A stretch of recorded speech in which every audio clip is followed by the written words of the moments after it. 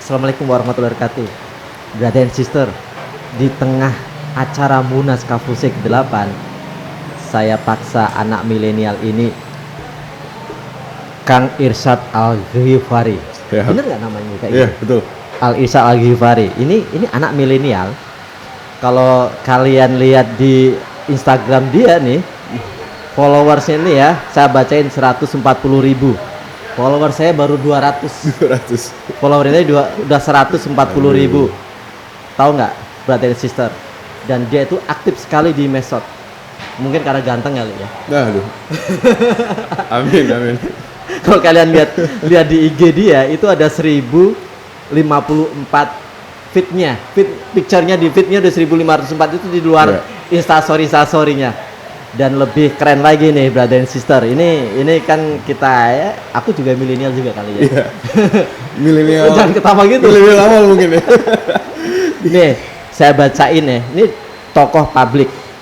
Lu tokoh ya? Enggak. Itu memang settingan di Instagram ya kayaknya. Oh gitu ya? Iya, ada memang. Nah, ini ya. Mimpiku bukan tentang jabatan. Atau karena emang belum punya jabatan? Nggak akan pernah punya jabatan kayaknya. Oh. Ya, saya ulangin deh, brother and sister. Moto dia nih keren. Patut dicontoh. Mimpiku bukan tentang jabatan, tapi kebermanfaatan. Ambisiku bukan tentang posisi, tapi legasi. Keren banget. Mas Irsyad, Ya, lu cerita Mas dong Dik. mengenai kehidupan alam, Aduh. pikir kamu, kehidupan sehari-hari kamu. Dulu kan ente sebagai Presnas tahun berapa ya? 3 tahun yang lalu ya? 3 tahun lalu ya, 2018 2019. Oke, aku ingin tahu nih. Kamu kan sebagai anak milenial ya, Ya. dalam mencari, dan sekarang sudah lulus dari kuliah, pasti kan kalian ingin nyari maisyah gitu ya, nyari rezeki dan Iya. kemudian nyari Aisyah gitu kan ya. Ini nyari Aisyah ya. Itu kalian ini minatnya tuh seperti apa sih? Untuk nyari duit tuh dari mana sih minatnya? Ya. Sebenarnya anak-anak muda sekarang tuh Hah? mungkin kalau baru lulus fresh grade terus cari kerja, mungkin gaji faktor utama ya, Bang. Oke. Mereka akan bernegosiasi, katakanlah gue lulusan kampus besar, masa gue digaji sekian gitu ya. Iya. Jadi mereka minta gaji. Dulu kampusmu besar ya? Katanya sih besar ya. tapi gue pribadi sih sebenarnya nggak masalah mau kuliah di kampus besar atau enggak, yang penting kan kitanya yang bisa Iya, punya iya. pemikiran yang besar gitu. Nah, mereka akan fokus soal salary di awal-awal karir, Heeh. tapi setelah berkarir mungkin 2-3 tahun, bukan duit lagi yang mereka cari, tapi biasanya adalah lingkungan kerja yang memungkinkan mereka tuh bisa tumbuh, bisa berkembang, dan bisa bebas berpikir dan kreativitas. Tapi pertama kali lo lulus nih, Ya. kamu langsung kepikir mau ngelamar-ngelamar kerja gitu? Ya, waktu itu iya. Karena memang udah punya life plan, setahun pertama setelah lulus kuliah itu harus kerja di institusi pemerintahan. Pemerintahan? Iya. Kenapa pemerintahan? Nggak swasta? Enggak, karena pengen tahu pola pikir dari negara itu seperti apa memandang industri, negara itu seperti apa mengelola pemerintahannya hari ini, dan potensi apa yang kita bisa kasih perbaikan buat ke depan gitu. Dan ternyata setelah dijalanin, oh iya memang banyak ruang yang bisa diimprove. Baru setelah setahun selesai, wah gue harus di industri atau di swasta setelah itu. Lu nggak kepingin jadi entrepreneur atau apa gitu waktu lulus gitu? Entrepreneur udah mulai, Bang. Jadi Udah mulai? gue punya coffee shop kecil-kecilan juga, tapi nggak sebesar Responsive lah. Lu juga punya kayak gini Iya, iya. ya? Tapi konsepnya adalah kaki lima. Iya. Kita pengen bikin Kakinya 5 gitu ya? Iya, kaki lima. Kita pengen bikin warung kopi, tapi bisa dinikmati sama kalangan menengah ke bawah. Ngasilin duit nggak segitu? Ngasilin duit, tapi kita buka pada saat pandemi mulai, terus kita buka, itu nggak apa-apa. Sekarang masih ada? Masih jalan di Kabupaten Tangerang di Citra Raya. Dan ya nggak masalah, walaupun kita cuman kadang-kadang sempat ada beberapa bulan tuh kita nombok atau berapa bulan cuma bisa gaji karyawan doang. Tapi nggak masalah, itu bagian dari apa ya? Ternyata memang bangun bisnis tuh nggak mudah gitu. Sampai sekarang masih ada? Sampai sekarang masih Tapi ada. kemudian kamu juga rencana untuk tetap kerja juga gitu ya? Sama dong sama aku ya? Iya, sekarang tetap kerja di kantor juga. Full time di kantor, Oke. ya mungkin sampingannya ya bisnis sama di Instagram gitu. Oke, terus? Ya itu, jadi mereka akan cari itu sih, cari salary di awal, terus mereka kedepannya akan cari kebebasan, terus mereka mau berkarya. Bahkan banyak juga kok anak-anak milenial yang meninggalkan jabatannya yang udah tinggi di kantor dan mereka memilih buat bangun bisnis sendiri. Terutama masa COVID ini ya, banyak banget loh yang shifting akhirnya buka bisnis. Artinya kan 1 tahun ke 2 tahun pertama salary, 2 ke 3 tahun berikutnya adalah lingkungan. Ya. Terus nikahnya kapan? Nah itu dia, banyak milenial, bukan banyak ya, tidak bisa jadi generalisasi juga, tapi beberapa teman-teman gue yang gue lihat sih usia 27-28 gue belum married, karena mereka fokus bangun karir sih. Dan ya sebenarnya nggak masalah juga sih kalau mereka punya pilihan meritnya agak ditunda. Ya Saat sendiri kapan mungkin rencana mau merit? Ini jadi ke situ. Aduh. Kalau udah ada ketemu jodohnya aja kayaknya langsung merit aja mungkin ya. Oh jadi sudah ada tulisannya kamu jodohku gitu. Waduh, ada ya. bikin kaos gitu ya. Oke Irsad, aku salah tanggap ya. Aku kira Ya. anak-anak milenial sekarang ini nggak doyan kerja kantoran tuh. Ternyata malah kamu pertama malah orientasinya kerja di kantoran ya. Iya, Pemerintah lagi. pemerintahan. Dulu aku lulus kuliah nih, aku cerita nih Om ya, Ya. Om Sidik ya. Oh, sini. Lu kan manggilnya aku Om ya. Iya. Itu dulu aku nggak pernah berpikir cita-cita sama sekali untuk kerja di PNS. Sama sekali nggak mau. Aku nggak mau kerja di PNS. Kerjaku di swasta. Gitu. Di swasta. Karena ternyata nih yang bayar pajak itu adalah swasta. Yang bayar pajak swasta. Yang berperan negara ini adalah swasta. Yang bayar pajak swasta. Sorry ya. Ya kita bayar pajak loh. Bayar Iya. pajak ini aja kita bayar pajak sebulan juga lumayan gitu. Lumayan, pasti lumayan banget. Oh gitu ya. Iya. Mengenai nyari harta lagi nih, nyari rezeki lagi. Iya. Kira-kira generasi sosial lu tuh paham gak sih mengenai ekonomi Islam? Mostly mungkin nggak paham ya. Mesti nggak paham ya? Iya. Pertanyaan mereka apa kira-kira? Kalau kita ngomong ekonomi Islam itu apa sih dalam benak mereka sih? Macam-macam. Misalnya kalau konteks bank syariah sama aja kayak bank konvensional biasa. Oke, satu. Nggak ada diferensiasinya. Oke. Udah gitu, lu jualan agama doang biasanya gitu. Oke, ya dua itu. Yang keras, yang sarkasnya seperti itu. Iya. Terus mungkin yang konteks yang lain mereka masih skeptis. Toh tuh di konsep ekonomi umum juga dijelasin kok. Justru basic-basic dasar ekonomi syariah juga ada di ekonomi konvensional, Oke. ada di teorinya Adam Smith. Nah. Terus apa yang membedakan ekonomi syariah sama Tapi yang kadang lain? benar juga kan mereka kan? Secara logika, Jujur-jujuran benar juga kan mereka kan? ya Ketika mereka ngomong bank syariah juga sama dengan bank konvensional juga kok. Karena jujurnya kan banyak yang sama kan? kalau gue melihat sih justru praktek di Indonesia dan global ya. Bank syariah itu mungkin masih belum ya. Perlu ditingkatin lagi. Hanya mirroring dari konsep bank konvensional. Iya. Ibaratnya kayak ada murabahah sindrom. segala macam. Artinya gini ya, mohon maaf nih yang para aktivis bank syariah nih. Tapi memang harus kita akui bahwa identitas kita sebagai bank syariah, identiknya bank syariah beda dengan bank konvensional itu kadang memang terdistorsi sih ya. Iya. Kadang terdistorsi dan itu kadang kita kurang nggak mengakui gitu. Padahal kaum milenial itu kan kaum yang jujur. Ya, Kaum yang lu jujur. ngerasa juga itu nggak sih? Jujur, merdeka, kalau macam. Jujur, merdeka dan pembunuh gitu kan? Iya. Pembunuh berdarah dingin kaum milenial tuh. Berapa Betul. perusahaan yang sudah dibunuh oleh kaum milenial gitu kan? Betul. Iya nggak? Betul. Tapi sebetulnya wajar hari ini bank syariah itu kena murabahah sindrom. Menurut gue. Kenapa? Satu, regulasinya memang mendorong mereka untuk murabahah, untuk menjaga resiko dari bisnisnya. Kedua, susah banget cari mitra yang jujur dan amanah. Ibaratnya kalau kita mau terapin mudorobah, syirkah, musyarakah di konteks bank syariah, ya kita nggak tahu track record si orang yang minjem itu punya kejujuran apa enggak. Kalau menurut angka sekarang porsi musyarakah sudah banyak. Udah banyak. Sudah banyak. Tapi musyarakah sebenarnya natural bisnisnya adalah murabahah. Natural bisnisnya murabahah. Iya. MMQ itu musyarakah mutanakiso tapi natural transaksinya adalah Murabahah. transaksi jual beli, Oh, jual beli jual beli. rumah, KPR pakai MMQ. Sebenarnya kita nggak jujur-jujur juga, nggak jujur-jujur juga. Teman-teman sebenarnya kita nggak jujur juga bahwa masyarakat ini sebenarnya kan kita juga butuh kejujuran. Ya. Sebenarnya kalau bank syariah itu yang jujur dan kita berani ya, sangat bagus sekali. Saya malah bercita-cita gini Irsyad, Ya. lo kan banyak teman-teman di regulator atau apa gitu ya, mungkin generasi kalian nanti. Kalau bank syariah itu punya akses untuk bisnis di real, langsung punya akses untuk boleh main sebagai real sektor gitu ya. Ya. Keren banget, itu bisa murabah beneran, bisa musyarakah beneran gitu. Tapi Betul. mungkin itu harus merubah undang-undang sih. Undang-undang ya? Undang-undang nomor 21 tahun 2008 itu ya? Iya, harus merubah undang-undang bahwa bank syariah boleh diperbolehkan untuk incas langsung di dalam real sektor itu. Berarti secara gak langsung desain undang-undang kita mengunci ekonomi syariah itu nggak akan masif karena di sektor real nggak boleh bank syariah. Karena kan mirroring dari konvensional. Karena bank konvensional kan nggak boleh. Bank konvensional itu kan hanya sebagai penyalur kredit. Dia nggak boleh langsung usaha sendiri. Oke.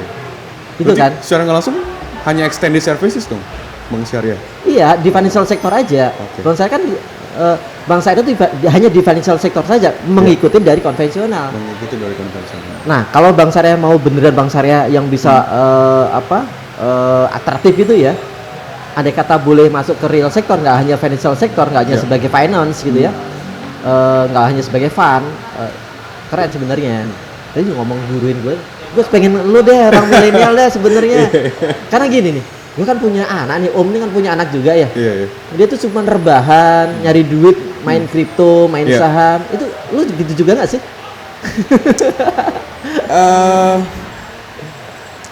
Apa ya? Sebetulnya dunia udah sangat berubah banget sih, Bang. Dan sekarang hari ini tuh cari duit tidak harus ke kantor. Iya. Dari rumah, dari kamar pun kita bisa cari duit. Iya. Bukti teman gue sekarang baru 4 bulan dia bisnis NFT. NFT itu aset digital yang dijual di dunia maya dan sekarang udah ada di metaverse.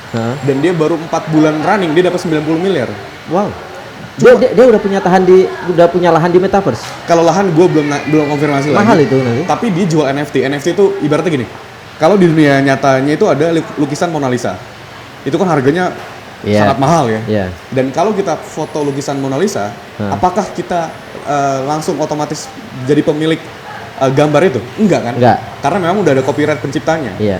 Nah, sama NFT itu adalah lukisan atau gambar desain grafis yang dijual di digital. Makanya namanya non fungible apa gitu, gue lupa. Jadi itu transaksinya menggunakan blockchain. Jadi kalau ada desain yang bagus, terus gue tertarik beli, gue bayar 5 miliar, nanti kuncinya dibuka dan itu menggunakan transaksi blockchain dan itu otomatis jadi hak cipta. Lu bayar pakai apa? Pakai kripto? Bisa bayar pakai kripto, bisa bayar pakai payment biasanya kayak Visa atau Mastercard, PayPal. Itu orang-orang sono yang bikin ya? Orang-orang sono ya? Bukan orang-orang aktivis syariah ya? Oh enggak. Nah, makanya. Belum. Dan makanya sampai hari ini apakah ke depan fatwa MUI bisa mengakomodir transaksi, bagaimana hukum transaksi di metaverse ke depan gitu kan? Iya. Kalau kripto aja diharamkan langsung sama MUI, gimana metaverse? Makanya gua pengen nyindir. Kita ketika ngomongin halal haram hanya reaksi aja kan? Iya. Atas pola tingkah yang dilakukan oleh orang sono kan? Betul. Tapi kita bukan pelaku. Kita bukan pelaku. Bukan pelaku. Kita sebagai pasar. Dan kita hanya bereaksi. Nah, sebenarnya aku sih inginnya kita tuh nanti harus jadi pelaku gitu ya. Kita yang meng-create sesuatu itu sehingga kompleks syariah gitu. Betul. Keren ya, tapi Om nggak nyampe juga tuh yang tadi kamu ceritain tadi tuh. Jadi Om orang kolonial. mungkin harus nonton film Free Guy atau Ready Player One. Di situ tuh jelasin tentang metaverse seperti apa gitu. Iya, kemarin si Dr. Indra, gua suka ngomong Dr. Indra Hai. Gua suka ngikutin Dr. Indra mengenai penjelasannya mengenai metaverse gitu ya. Dunia metaverse, dunia blockchain nanti kripto gitu ya. Gua kebayang nanti berarti mungkin 10 tahun yang akan datang kita itu punya 2 kehidupan. Ya, betul. Gua kecewa dengan kehidupan normal, gue bikin kehidupan baru di dunia metaverse. Ya, betul. Iya kan? Betul. Bisa aja ya. Itu dunia kalian lah. Dan aku masih hidup atau nggak tahu ya. Insya Allah. Seoul, ibu kota Korea Selatan, dia akan jadi kota digital pertama di metaverse. Dan dia sudah stage seperti itu. Dan Saudi Arabia Central Bank, sama kalau nggak salah namanya itu sana gitu ya. Dia sudah mau ke arah digital central bank dan itu basisnya adalah menggunakan blockchain dan cryptocurrency. Dan ya dunia berubah sekali begitu cepat gitu Bang, dan benar nanti kita punya 2 kehidupan, satu kehidupan di metaverse, satu lagi di yang kita jalani sekarang. Bahkan kita di metaverse nanti bisa nonton konser yang terbaru, konser Justin Bieber udah ada di metaverse. Oh. Jadi seolah-olah kita cingkrang di depannya panggung itu ya. Betul. Betul. Tapi kita kenapa ngomong ke situ ya? Karena dunia milenial. Ya, dunia milenial kita ngomongnya zigzag gitu. Kan anak-anak itu memang berpikirnya zigzag. Yeah. Jadi aku balik lagi nih, ini closing. Kan lo aktivis di Pose ya dulu. Yeah. Tapi keren lo, Pose zaman lo. kan lu punya cita-cita membumikan ekonomi Islam Ya. sebagai generasi dirimu nih. Ya. Konkretnya apa yang bisa dilakukan menerjemahkan membumikan ekonomi Islam itu? Konkretnya, Heeh. satu, pastikan kita hijrah finansial. Jadi aset-aset kita taruh di instrumen keuangan syariah. Catat hijrah finansial. Terus? Kedua, kalau lu mau traveling, Heeh. fokus sama destinasi wisata halal yang dia udah provide support tempat ibadah, makanan halal dan sebagainya buat mendukung wisata halal itu. Karena gue pribadi beberapa kali berkesempatan Bang ke Korea Selatan, ke Jepang, ke Jerman, ke Amerika, dan perkembangan wisata halal di sana masifnya luar biasa. Di Korea, Spersel. Korea Selatan, Myeongdong Street, itu banyak banget makanan halal. Memang lebih mahal sih harganya daripada makanan yang murah ya. Terus di Itaewon, itu pusat halalnya Korea, itu juga sepanjang jalan tuh udah banyak makanan halal. Bahkan Korea tuh udah punya Kalau di Makau pernah ke sana nggak? Kenapa? Di Makau pernah ke sana nggak? Apa tuh? Makau. Oh, maka belum pernah. Belum ya? Belum pernah. Maksudnya buat kasino halal gitu? Jangan bilang kasino halal juga dia. Gak ada bayarnya pakai bank syariah gitu ya. Nggak, artinya Korea Selatan itu mengembangkan destinasi wisata halal bukan karena agama. Iya. Tapi karena 2017 kalau nggak salah mereka tuh diembargo sama China. Wisatawan China itu nggak boleh datang ke Korea Selatan gara-gara presiden Korea saat itu yang perempuan kebijakannya terlalu pro Amerika. Jadi Beijing marah dan akhirnya embargo wisatawan. Dan akhirnya dia buka wisatawan Timur Tengah dan Asia Tenggara dan akhirnya mulai serius buat bangun wisata. Jadi catat ya, kedua tuh ambil destination yang wisata halal. Ya. Yang ketiga Termasuk kopi yang halal ya. kopi Kopi shop yang halal ya. coffee shop yang halal ya. Rest for sure ya. Responsif dulu. Iya betul. Terus yang ketiga adalah yang konkret dilakukan disiplin. Karena menurut gue gini, Bang, kita tuh hari ini berislam